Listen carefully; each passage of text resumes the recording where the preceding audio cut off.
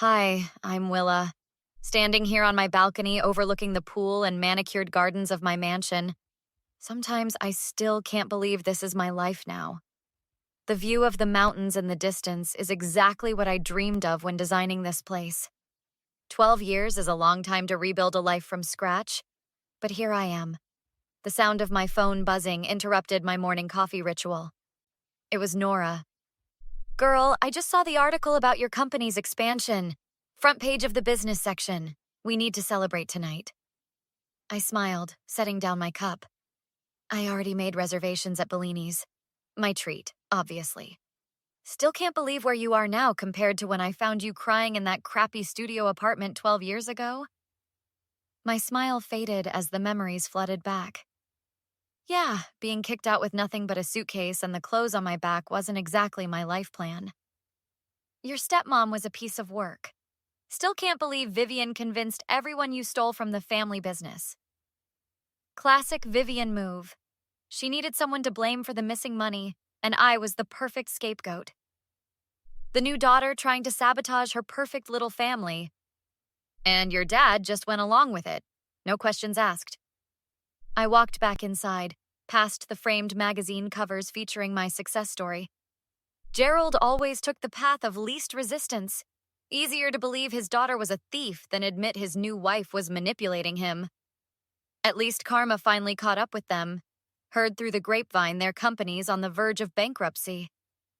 I paused at my desk, picking up the family photo I kept as a reminder. The last Christmas before Mom died, before Gerald married Vivian 6 months later and my life imploded. Whatever. Ancient history now. Did I tell you Marcus finalized the Tokyo deal? We're expanding into Asia next quarter. See? This is why we celebrate.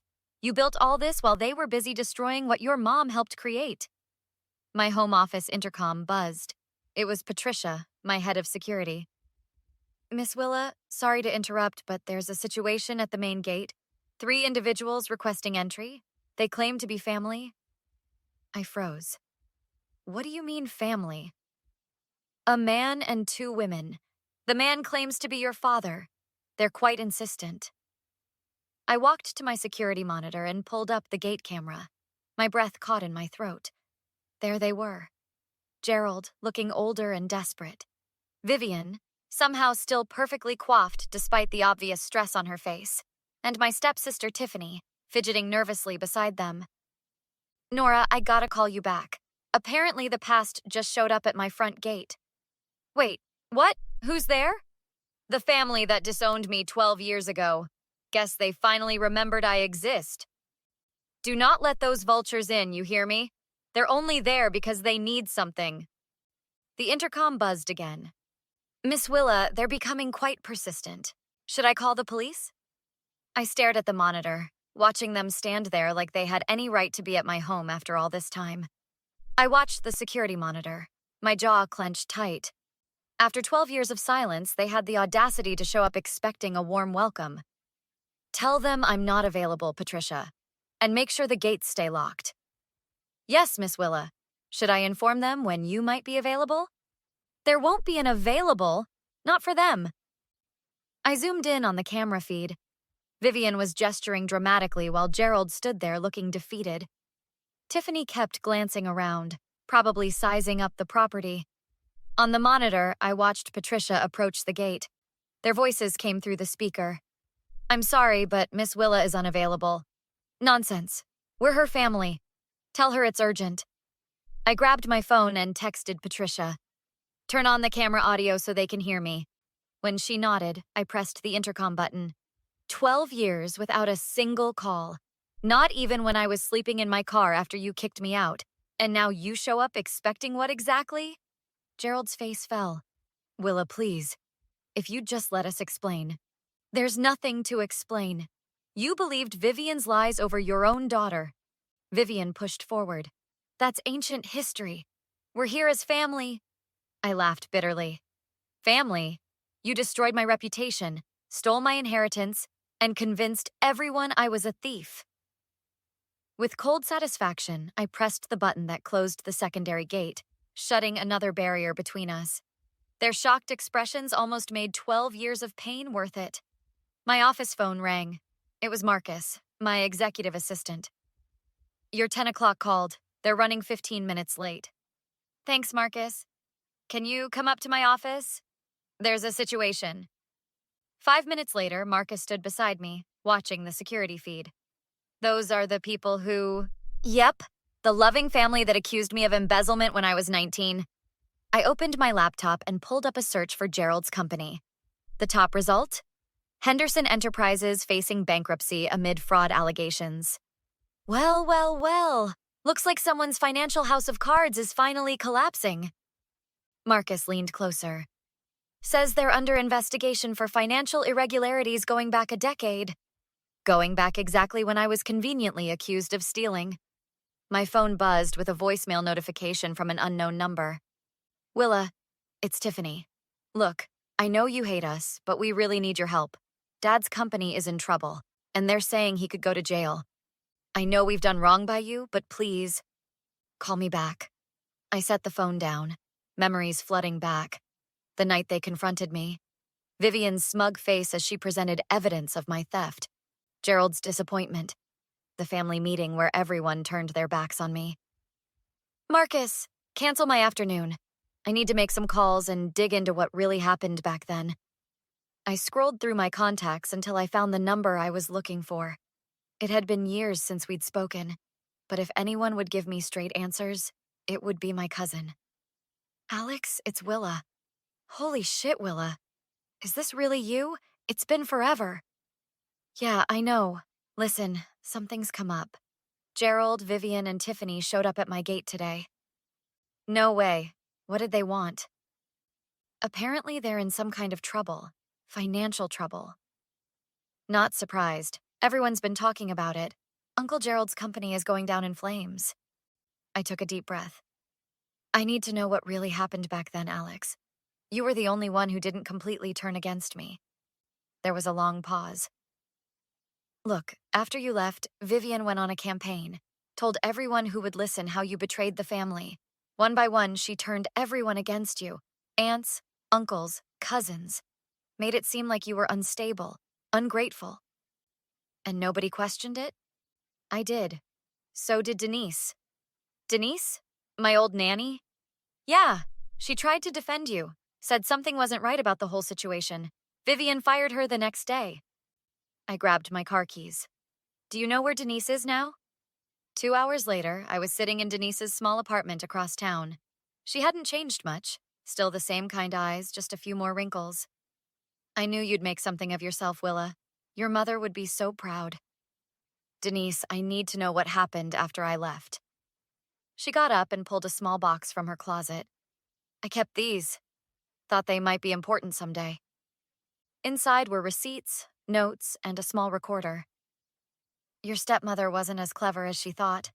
I found these in her desk when I was cleaning. She was moving money around for months before accusing you. Why would she do that? Your trust fund was set to mature when you turned 21. Over $5 million that your mother left specifically for you.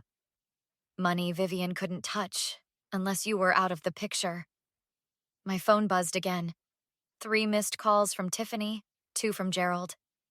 They're getting desperate, I muttered. What are you going to do? Alex asked. I thought about the charity gala I was hosting next weekend. The most influential people in the city would be there. The perfect stage. I'm going to give them exactly what they want. Access to me. I drafted an email to their addresses, my fingers hovering over the send button. The Bridgewater Foundation cordially invites you to our annual charity gala. As a special consideration, your attendance fees have been waived. You're inviting them to your gala? Are you sure that's smart? Denise looked concerned. It's not about being smart. It's about justice. 12 years ago, they destroyed my reputation in front of everyone who mattered. Now I'll return the favor. I hit send, imagining their faces lighting up with hope when they received it. Little did they know what I had planned. Let them think they've won. Let them think I'm willing to listen, to help.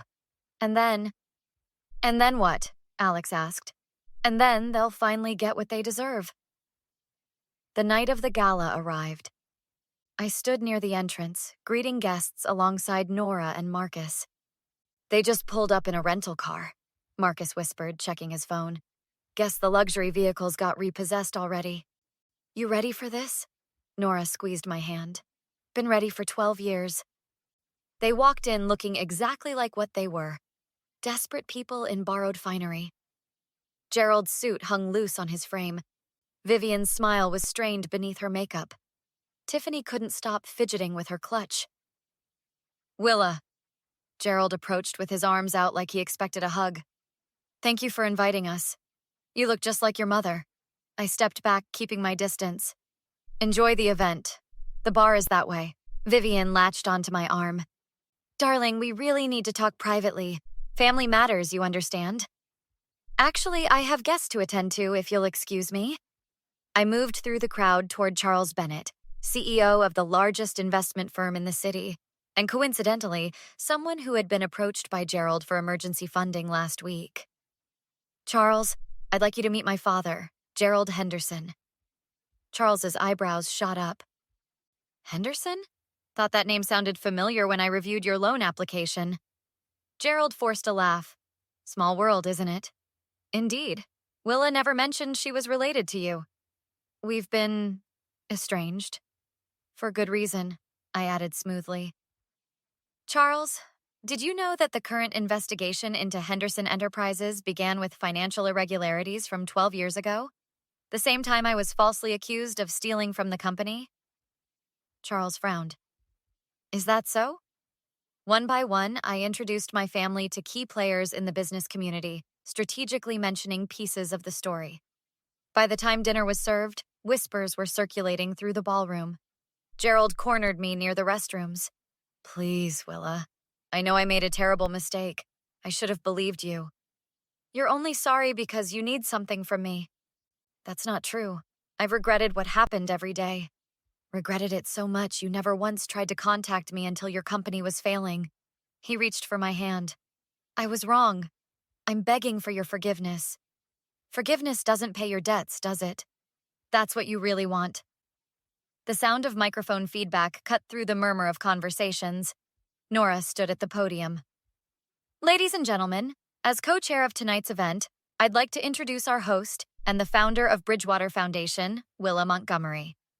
I took the stage to applause, spotting my family's anxious faces in the crowd. Thank you all for coming tonight. Before we continue, I'd like to acknowledge some special guests. My father, Gerald Henderson, his wife, Vivian, and my stepsister, Tiffany. The spotlight found them as confused applause rippled through the room. 12 years ago, they accused me of stealing from our family business. They took everything from me, including my mother's trust fund. Tonight, the truth comes full circle. I nodded to Marcus, who projected the evidence from Denise onto the large screen bank transfers, forged signatures, all traced back to Vivian. The room fell silent. Vivian tried to slip toward the exit, but security blocked her path. Gerald stood frozen, the color draining from his face. I don't need revenge, I concluded. Justice speaks for itself. 3 months later, I sat with Nora on my terrace drinking champagne. Heard Gerald's company officially filed for bankruptcy, she said, showing me the news article on her phone. And Vivian's facing charges for fraud. I smiled, raising my glass. Here's to karma finally doing its job. Would you have forgiven your family after 12 years? Or would you have shut the gate in their faces like Willa did? Is blood relation enough to earn a second chance after such a deep betrayal? Or was Willa right to expose them publicly? Share your thoughts in the comments below. If you enjoyed this revenge story, hit that like button and subscribe for more stories about standing up to toxic people. New stories uploaded daily.